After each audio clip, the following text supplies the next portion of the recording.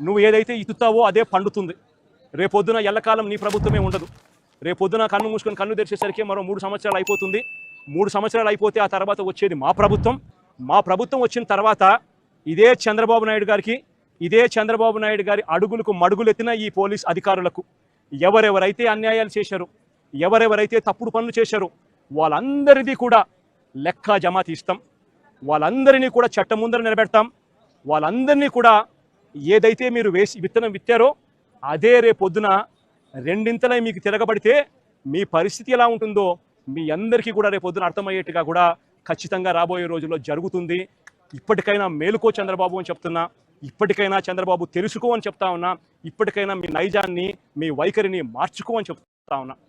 అలా చేయకపోతే మాత్రం రేపొద్దున జరిగే పరిణామాలకు మాత్రం ఖచ్చితంగా బాధ్యత మీరే వహించవలసి వస్తుంది చంద్రబాబు నాయుడు గారిని.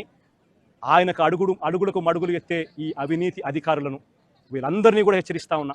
అధికారులు కొంతమంది అనుకుంటా ఉండొచ్చు, మేము రిటైర్ అయిపోతామనో, లేకపోతే వీఆర్ఎస్ తీసుకొని పోతామనో, లేకపోతే ఇక్కడ నుంచి కనపడకుండా విదేశాలకు వెళ్ళిపోతామేమో అని చెప్పి అనుకుంటా ఉండొచ్చు. ప్రతి అధికారికి చెప్తా ఉన్నా, సప్త సముద్రాలు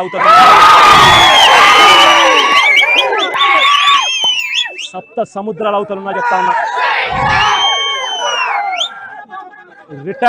రిటైర్ అయి ఉన్నా కూడా చెప్తా ఉన్నా. విఆర్ఎస్ తీసుకొని ఉన్నా కూడా చెప్తా ఉన్నా. ప్రతి ఒక్కరిని పిలిపిస్తాం. ప్రతి ఒక్కరిని కూడా పిలిపించి మీరు చేసిన ప్రతి పని కూడా చట్టం ముందర నిలబెట్టి మీ అందరికీ కూడా ఖచ్చితంగా శిక్ష పడేలా ఖచ్చితంగా అడుగులు పడతాయని మాత్రం ప్రతి ఒక్కరిని హెచ్చరిస్తా ఉన్నా. గేట్లు ఏదో ఒక్కసారి అవకాశం అంటే ఆ ఒక్కసారి అవకాశంతో ఈ రాష్ట్రాన్ని సర్వనాశనం చేస్తూ 175 గెలుస్తా అంట. 175 కాదు, శాశ్వతంగా ఎలక్షన్లు అయిన వెంటనే జగన్ పోయేది జైలుకు, ఆ పార్టీ పోయేది బంగాళాఖాతాలోకి. ఆ విషయం నువ్వు గుర్తుపెట్టుకోవాలి. ఇలాంటి తప్పుడు పనులు చేస్తే మీరు ఇంట్లో నుంచి బయట కూడా రాలేరు, గుర్తుపెట్టుకోండి. దానికి హెచ్చరిస్తున్నా. ఇది గుర్తుపెట్టుకొని మళ్ళీ వార్నింగ్ ఇస్తున్నా. జగన్ రెడ్డి పగటి కలలు కనద్దు. 170 తప్పుడు పనులు చేయొద్దండి. పవన్ కళ్యాణ్ ఎక్కడో ఉంటే ఆయన మీద దాడి చేస్తారంట, రెక్కీ చేస్తారంట. ఎవరిని బెదిరిస్తారా మీరు? అంటే అందరిని చంపేస్తారా మీరు? రాష్ట్రంలో అందరినీ జైల్లో పెట్టేస్తారా? జైల్లో పోయి అందరిని కొట్టేస్తారా మీరు? టార్చర్ చేస్తారా మీరు? ఇప్పుడు కూడా రాజేష్ను కొట్టారు. Answer this. మాకు వచ్చిన ఇన్ఫర్మేషన్ ఇది. ఏమనుకుంటున్నారు మీరు? చూస్తే కంపరం పుడుతుంది, బాధ కలుగుతుంది, ఆవేశం కలుగుతుంది. సభ్యత అడ్డం వస్తూ ఉంది. చట్టాన్ని చేతుల్లోకి తీసుకొని ఇష్టానుసారంగా చేయాలనుకుంటే ఆఫీసర్లు చెప్తున్నా అది జరగనీయం. కూడా రావచ్చు, మీ బిడ్డలు కూడా తీసుకుపోవచ్చు బలవంతంగా వచ్చి. ఏం చేస్తాను? రాజ్యాంగం ఇచ్చిందా నీకు? ఇచ్చిందా అని అడుగుతున్నా నేను. రాజ్యాంగం ఇచ్చిందా? ఆయనకి రాత్రి రావాలని ఉందా? ఫండమెంటల్ రైట్ లేదు నీకు? కాదా? తీవ్రవాదులు కూడా దానికి కొన్ని ప్రొసీజర్లు ఉన్నాయి, అది వేరే విషయం. అది కాదండి. ఎవరైనా అధికారులకి అధికారం ఎవరు ఇచ్చారు? రాజ్యాంగమే కదా. నీకు అధికారం ఎవరు ఇచ్చారు? రాజ్యాంగమే కదా. ఫండమెంటల్ రైట్స్ లేదా? రాత్రిలో మీ ఇంటికి ఎప్పుడైనా ఎవడంటే వచ్చేసి అరెస్ట్ చేసి ఇచ్చని, that is a fundamental right. ఏం తప్పు? ఈయన టెర్రరిస్టా, లేకుంటే తీవ్రవాదా, లేకుంటే మర్డర్ చేసి వచ్చి దాంకున్నాడా?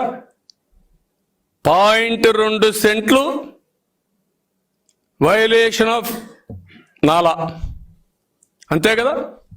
దానికి మిడ్ నైట్ రావాలని అది కోర్టులో కూడా వచ్చింది ఇంత మునిపే. అలాంటి ఇష్యూస్ అని మాట్లాడుతున్నారంటే, అడ్డంగా మాట్లాడుతున్నారంటే ఈ పోలీస్ ఆఫీసర్లు చూస్తే నాకు అనిపిస్తూ ఉంది.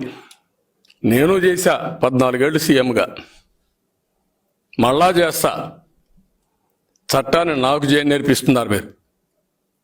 ఇదే పోలీసులు చాలామంది ఆ రోజు తీవ్రవాదులను కానీ, లేకపోతే ముఠా నాయకులను కానీ, లేకపోతే మత విద్వేషాలు రెచ్చగొట్టే వాళ్ళని కంట్రోల్ చేశారు. ఇప్పుడు ఏం చేస్తున్నారు మీరు? ఇలాంటి తప్పుడు పనులు చేయిస్తున్నారు. మీ దగ్గర మంచిది కాదు. మీ ఆత్మను అడగండి, మీ ఇంట్లో అడగండి, మీ పిల్లల్ని అడగండి, చెప్తారు మీరు చేసేది రైట్ ఆర్ రాంగ్ అని. ఆ విషయం వచ్చి రోడ్ల మీదకి లాగడానికి ఎంతసేపు పడద్దు అనుకున్నావు? నువ్వు దిగుచ్చాను అనుకుంటున్నావా? నువ్వెంత, నీ బతుకెంత, నీ స్థాయి ఎంత?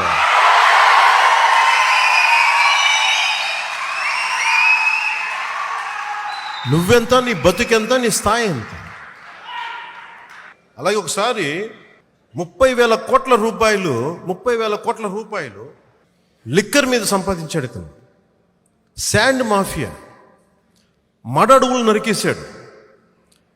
డివి స్లాబ్ వస్తే మేము ప్రభుత్వ అధికారులకు వస్తే డివి స్లాబ్ని మనకి ఏమంటారు సముద్రంలో కలిపేస్తామని చెప్పిన వ్యక్తి ఈ అరబిందో ఫార్మాస్యూటికల్స్ వాళ్ళకి మరి ఇంకా బాగా ఇచ్చేశాడు. అడ్డగోలుగా అడుగులు నరికేశాడు. హయ్యెస్ట్ వైజాగ్ పొల్యూషన్, దాని మీద ఆడిట్ ఉండదు.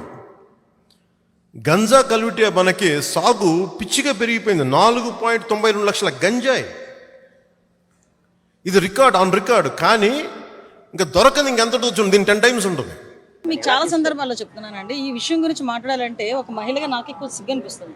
ఎందుకంటే ఒక రాజకీయంలో ఉండి చాలా మందికి ఆదర్శప్రాయంగా ఉండాల్సిన రాజకీయ నాయకులు కూడా ఏదో వాళ్ళ తాలూకా ప్రచార ఆర్భాటాల గురించో లేకపోతే వాళ్ళ ఫ్రస్ట్రేషన్స్ తట్టుకోలేకనో నోటికొచ్చినట్టు మాట్లాడడం వల్ల జరిగేది ఏంటంటే వాళ్ళ మీద సింపతి వస్తుందని వాళ్ళు అనుకుంటారు. కానీ ఒక రకమైన ఏహ్య భావం అన్నది ప్రజల్లో కలిగే పరిస్థితి కనిపిస్తూ ఉంది.